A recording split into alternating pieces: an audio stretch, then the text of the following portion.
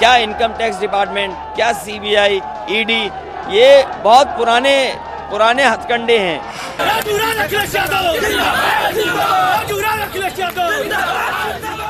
जो भी बेईमानी से अथाह दौलत और करोड़ों की कोठी में रहेगा वहां रेट गिरना ही है। नमस्कार, मैं हूं आपका दोस्त विजय विद्रोही। आप देख रहे हैं अनकट। तो 5 राज्यों में विधानसभा चुनाव है। जनवरी के पहले हफ्ते में अधिसूचना जारी हो जाएगी चुनाव की। और उससे पहले सब लोग ये कह रहे थे कि साहब चुनाव की घोषणा होने वाली और छापे ही नहीं पड़ रहे। तो छापे पड़ गए। उत्तर प्रदेश में छापा पड़ गया। अखिलेश यादव के जो 3 समर्थक हैं, जिनमें से एक उनके ओएसडी भी रह चुके हैं, उनके यहाँ छापा पड़ा। इनकम टैक्स का छापा पड़ा। 3 एजेंसियां हैं जो छापे मारती हैं। सीबीआई हुआ, ईडी हुआ यानी एनफोर्समेंट डायरेक्टरेट हुआ, और इनकम टैक्स हुआ। ये एनआईए भी बीच बीच में छापे मारने की प्रक्रिया में शामिल रही है। अब बड़ा सवाल उठता है, क्या ये एक संयोग है कि जब भी चुनाव आता है उससे पहले ही एजेंसियां सक्रिय होती हैं, या साल भर ये सक्रिय रहती हैं, लेकिन चूंकि चुनाव से ठीक पहले उन्होंने किसी विपक्षी पार्टी के यहाँ छापा पड़ गया, मार दिया, तो वो एक सुर्खियों में आ जाता है, चर्चा में आ जाता है, और जिस पार्टी के यहाँ छापा पड़ा वो उसका पॉलिटिकल फायदा उठाने की कोशिश करता है। दूसरा एक सवाल उठता है कि क्या वाकई में अगर छापा पड़ जाए तो जिस पार्टी पर छापा पड़ा है वो पार्टी पस्त हो जाती है, सुस्त हो जाती है, चुनाव प्रचार में उसकी रफ्तार कम हो जाती है, या फिर जनता की नजर में वो पार्टी बदनाम हो जाती है, वो पार्टी चुनाव हार जाती है, जो भी राजनीतिक प्रक्रिया से गुजर रही हो उसमें वो हार जाती है। क्या ऐसा होता है? नहीं होता। तो फिर क्यों छापे पड़ते हैं? जब सरकार की ही छवि पर इस आरोप लगने शुरू होते हैं तो सरकार अपनी छवि क्यों गिराती है? तो क्या फिर वाकई में माना जाए कि चुनाव का छापों से कोई लेना देना नहीं होता? हम मीडिया वाले ही इसको एक खबर बना देते हैं? क्या ऐसा है? तमाम सवाल जो मैंने उठाए उनके जवाब हाँ में भी हैं, ना में भी हैं, कुछ कुछ हाँ, कुछ कुछ ना में भी हैं। लेकिन एक संयोग की बात जरूर है जो चिंता में डालती है। इस साल पश्चिम बंगाल में चुनाव हो रहे थे तो ममता बनर्जी के जो भतीजे हैं, अभिषेक बनर्जी, उनकी पत्नी रुचिरा बनर्जी, उनके यहाँ छापा पड़ता है। तमिलनाडु में चुनाव हो रहे थे तो स्टालिन है, स्टालिन की बेटी के यहाँ छापा पड़ता है। अहमद पटेल जब राज्यसभा में भेजे जाने वाले थे गुजरात से और बड़ी टसल चल रही थी, तब कर्नाटक के एक बड़े कद्दावर दबंग नेता हैं डीके शिव कुमार, उन्होंने 44 जो एमएलए थे कांग्रेस के गुजरात के, उनको अपने यहाँ शरण दी थी, अपने यहाँ रखा था, तो छापा पड़ गया था।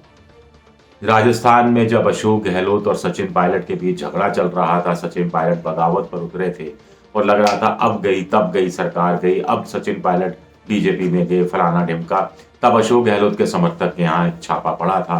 करीब 14 जगह उनके रिश्तेदारी में छापे पड़े थे, और तब कहा गया था कि जो सब्सिडी पर खाद मिलती है उसको लेकर कोई घपला है, कोई घोटाला है। आम आदमी पार्टी के पंकज, उनके यहाँ भी छापा पड़ा कुछ महीने पहले। इसको भी पंजाब के और उत्तराखंड के चुनाव से जोड़कर देखा गया। पंजाब में कांग्रेस के एमएलए के यहाँ छापा, उसको भी पंजाब के चुनाव से जोड़कर देखा गया। इस तरह के बहुत सारे उदाहरण हैं, और भी मैं सूची गिनाने लगूंगा तो मिल जाएंगे। बीजेपी से पहले कांग्रेस सरकार के समय जो छापे पड़ते थे उनकी अगर सूची गिनानी शुरू की जाए तो उसमें भी बहुत सारे ऐसे उदाहरण सामने आ जाएंगे। लेकिन मोटे तौर पर क्या हुआ? अहमद पटेल के मामले में, अहमद पटेल क्या राज्यसभा का चुनाव हार गए? नहीं, जीत गए। डीके शिव कुमार पर छापा पड़ा, लेकिन आगे क्या हुआ कुछ पता नहीं लगा। सबसे बड़ी बात, दिलचस्प बात है कि छापे तो पड़ते हैं, चाहे इनकम टैक्स के पड़े, चाहे ईडी के पड़े, कागजात भी जब्त होते हैं, मोबाइल लैपटॉप भी जब्त होता है, बहुत सारी चीजें जब्त होती हैं, लेकिन उससे क्या जानकारी निकलकर सामने आई, क्या क्या नए तथ्य पकड़े गए, क्या इनका शिकंजा और उनके खिलाफ कसा जाएगा, कसा जाने की गुंजाइश निकली छापों के बाद, ये कभी पता नहीं लगता आम जनता को।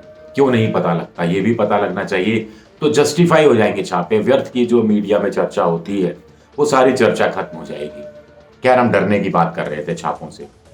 एक शब्द निकल कर आ गया है, मायावती सिंड्रोम। कहा जा रहा है कि ममता बनर्जी भी मायावती सिंड्रोम की शिकार रही, कि मायावती को यह कहा गया कि दबाया गया छापे मार मार के, और उसके बाद जिस ढंग से ममता बनर्जी ने कांग्रेस की आलोचना शुरू की तो कांग्रेस के नेताओं ने कहा यह मायावती सिंड्रोम है, मायावती की तरह ममता को भी डराया जा रहा है। लेकिन क्या ऐसा है सचमुच था या ये एक राजनीतिक बयान था? मुझे लगता है राजनीतिक बयान ज्यादा था ये। क्यों? क्योंकि अभिषेक बनर्जी जो उनके भतीजे हैं उनके पर छापे पड़े थे तो ममता सुस्त नहीं हुई थी, बल्कि और ज्यादा रफ्तार के साथ और ज्यादा आक्रामकता के साथ इस मुद्दे को उठाने लगी थी। जनता की नजर में भी ममता बनर्जी इस रूप में बदनाम नहीं हुई थी कि भाई छापा पड़ गया, भतीजे के यहाँ छापा पड़ गया, भतीजे की पत्नी के यहाँ छापा पड़ गया, यानी कुछ मामला गड़बड़ है, भ्रष्ट पार्टी है, इसको वोट मत दो। ऐसा नहीं होता है।